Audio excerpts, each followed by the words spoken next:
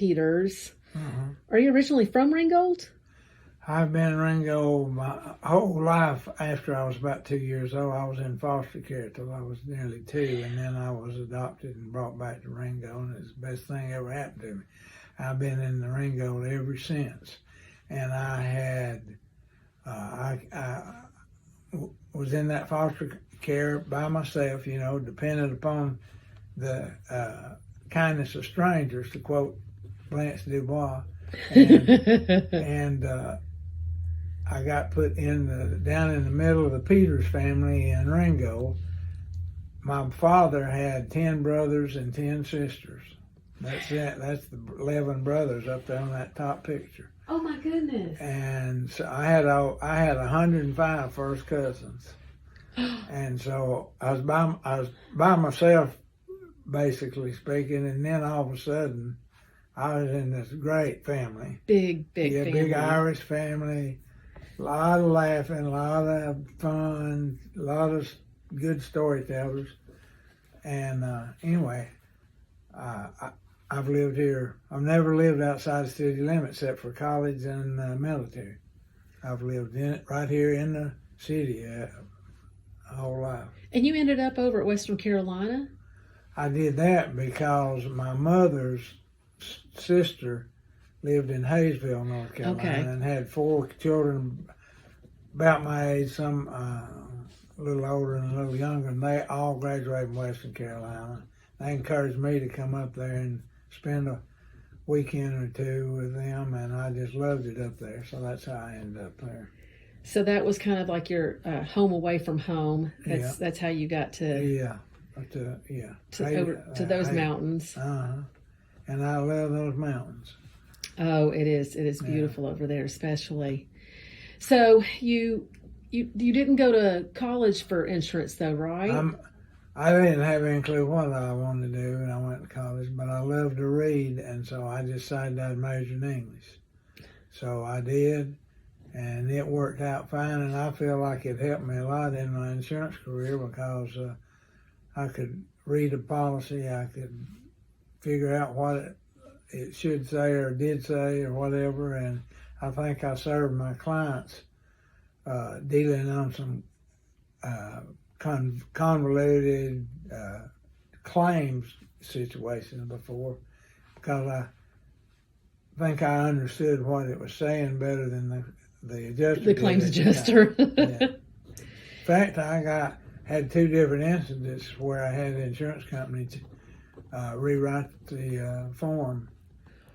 Wow. Because I convinced them that it didn't say what it was supposed to say or whatever. Utica was one of them. I can't remember now which the other one was, but. And then you ended up getting you got your CIC. And my CIC and my risk management. Oh, yep.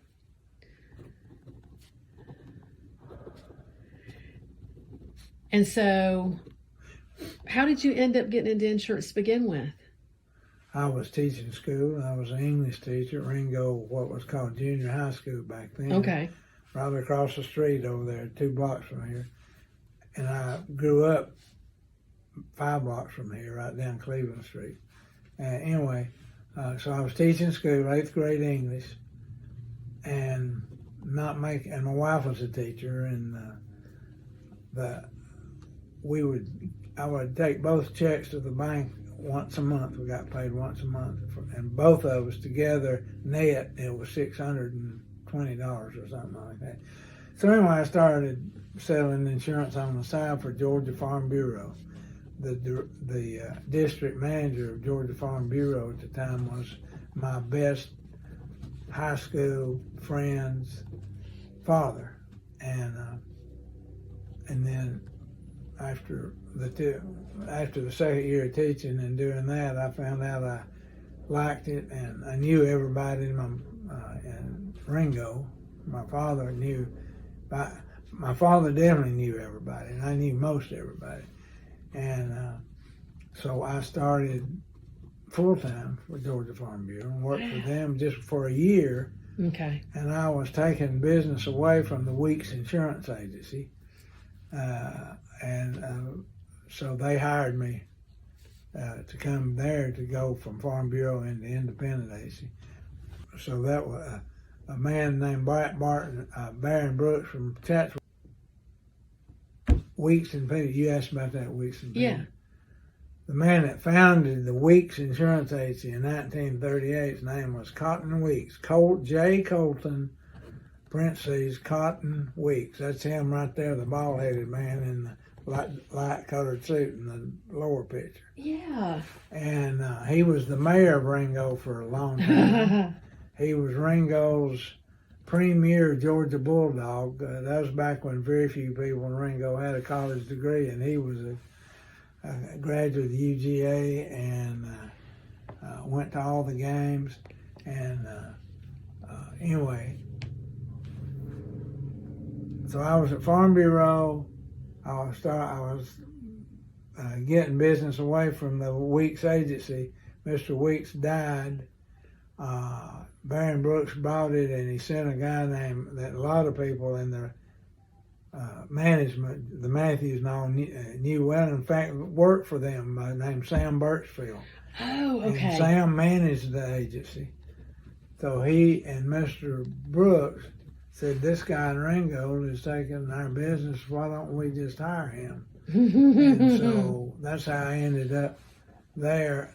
And I worked there for 12 years for Mr. Brooks. And then in 1982, I borrowed the money from Royal Insurance Company, a British company that is not here anymore. They're still in Britain, I think, but not here.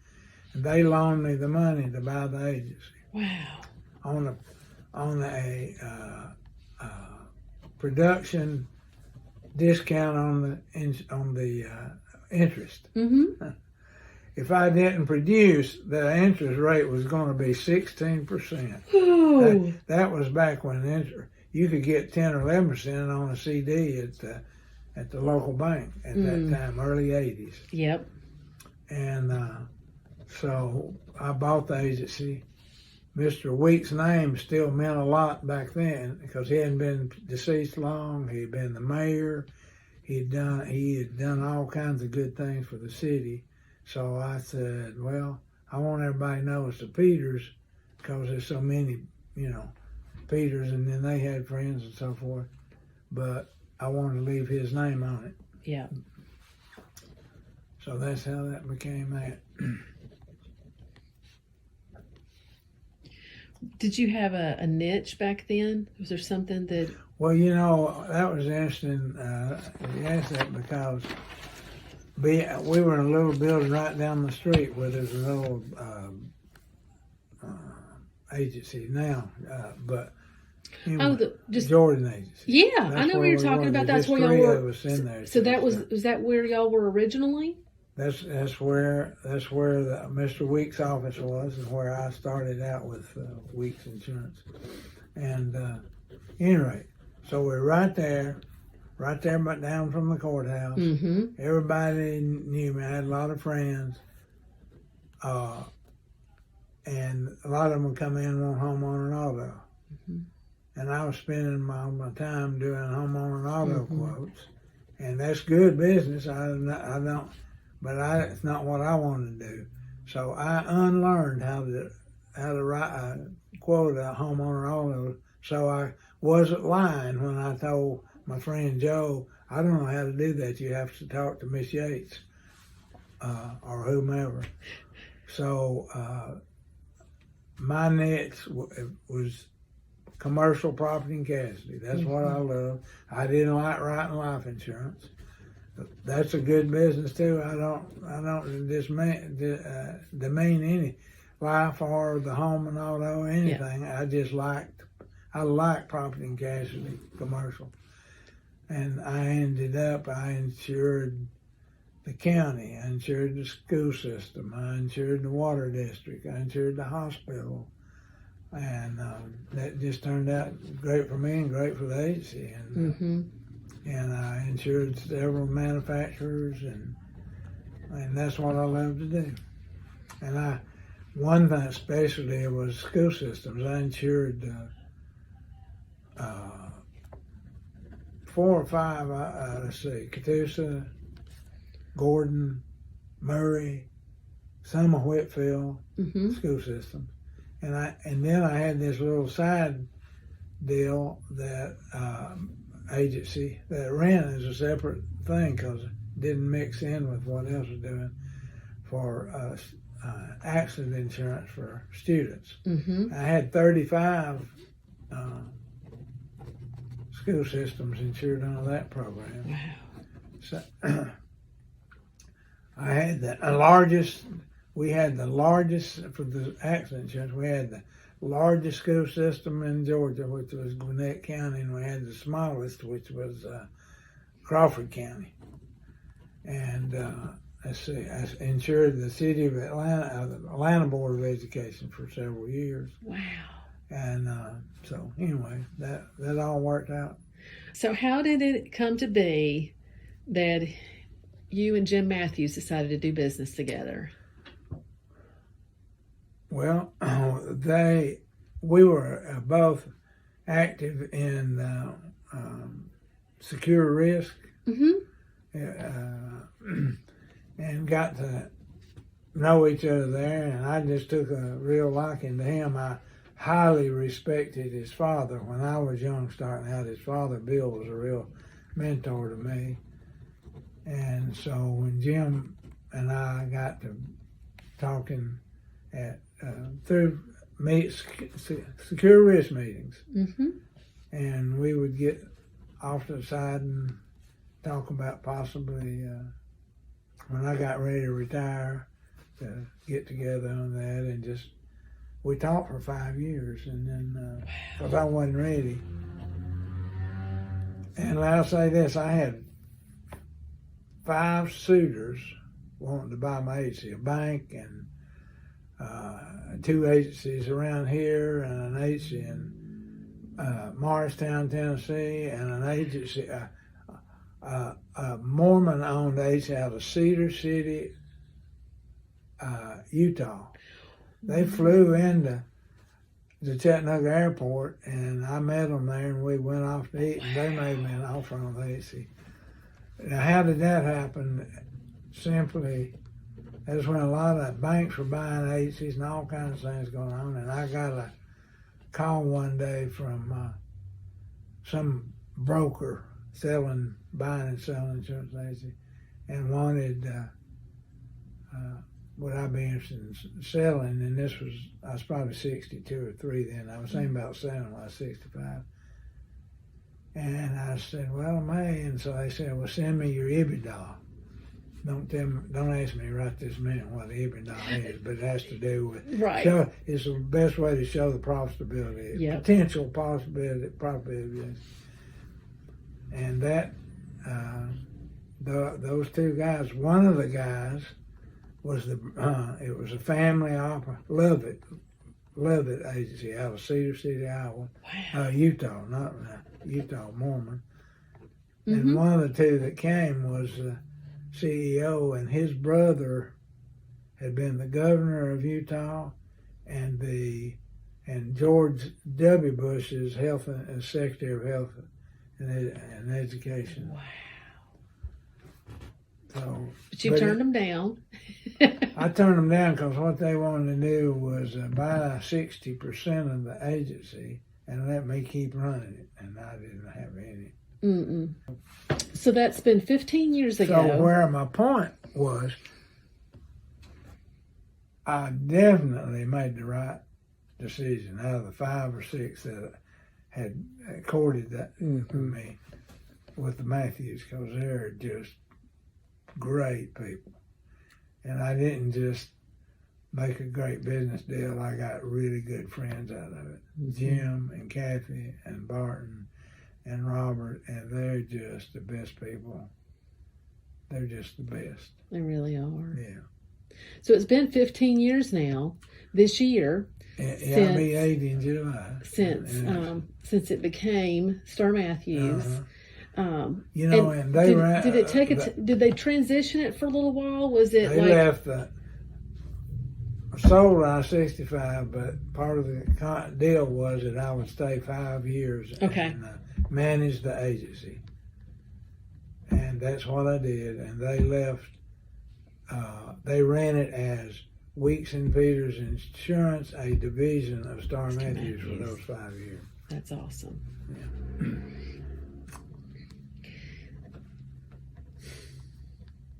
So what advice would you give to somebody who was wanting to get started in insurance now, based on what all you've experienced? Yeah. Well, one thing, if you get into an independent agency and you find the niche that you're comfortable with and you feel like you're good at, it is a great profession. And some mostly great people in the independent agency. I'm 100% independent agency guys as compared to a sole company. Yeah. I don't have a sole company people make it, frankly. I don't know how they do. Other than State Farm, I understand if you get a State Farm agency, best I can tell you, you just got it made day one. All you got to do is just sit there and they just come in. But otherwise, I don't know how they do it. But you got to have, you got to be a self-starter. You got to go out there and get the business. You got to be able to talk to people and make friends. And you got to be responsible to your clients. Mm-hmm. You got to call them back. You got to return your phone calls. You got to help them if they need help with a claim, dealing with the adjusters. After the tornado, we were open. After the tornado, we were open 18 straight days, including Sunday, from 8 to 5, straight through 8. Got the phones running again. Mm-hmm. When we were helped, we helped our clients. We got quite a bit of new walk-in business, mostly personal lines after it, because people come in and say, well, we know we've heard you helped your clients, and our agency didn't do anything for us other than just report the claim and say, well, we can't. And State Farm agents said, we had say about that. They said, well, that's the adjuster's job. We can't do anything about that. We'll pray for you. That was tough, especially considering how bad that tornado was. And we had, one of our claims was the school system was $38 million. That was the largest claim that they had had at the time, I think, in Georgia. I think so. It was Utica Insurance Company. Mm-hmm. About a year or so after that, I was at a Utica, and this was after I'd already sold the agency, but I was still on the Utica agency board, agency advisory board. And they had us up to a seminar in Washington, D.C., and took us to a Nationals ball game, and just had a nice couple of days. But anyway, we were sitting in a meeting, and the top brass of Utica was up here, and the agents were arrayed around like this, typical meeting setup. And they announced that they were going out of they were the largest insurer of school systems in the state of Georgia. All my school systems I had were with them. And they announced that they were going out of the school system business. And it wasn't just Georgia, because right after that there was that Hurricane Louise that was all water damage. It was not a tornado, and it caused millions of dollars. But anyway, when they said we're going out of the insurance business, some smart aleck agent down here leaned forward and said, yeah, and there's the guy that caused it. So That is not the way that it works. And later, that's not the way it worked. And later, I was talking to the head of the claims department. It was some claim, and I called up there. Oh no, I don't guess it's the head of the claims department, but it was high up in the office, claims office. And I hadn't talked to her. It was a lady, nice lady. And I said, I'm Randall. We haven't met or talked, but I'm Randall Peters, Starr Mathews, Ringgold. Oh, and she interrupted and said, oh, I know who you are. Your claim is our case study that we do. And so I said, well, okay, that's right. You know, I take that as a compliment. Take that as a compliment. Yeah. So what's probably been the biggest change that you've seen in Catoosa County in all your years here? The biggest change,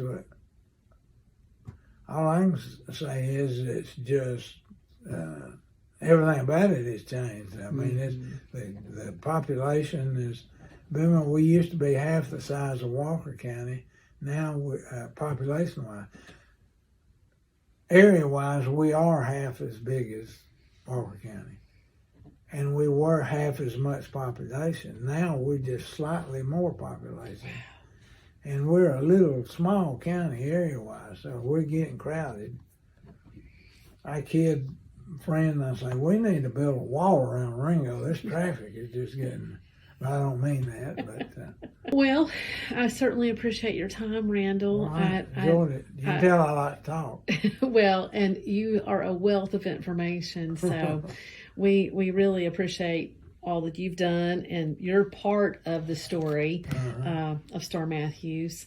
And we're just so glad to be here in Ringgold. It's a great place to call home. Yes, so. It is. It is.